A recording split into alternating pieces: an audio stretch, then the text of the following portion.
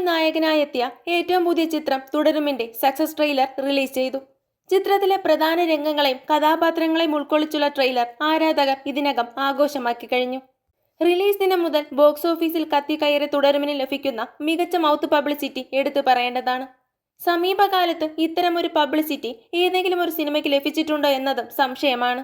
2025 April 25-നായിരുന്നു Tarun മൂർത്തിയുടെ സംവിധാനത്തിൽ തുടരും റിലീസ് ചെയ്തത്.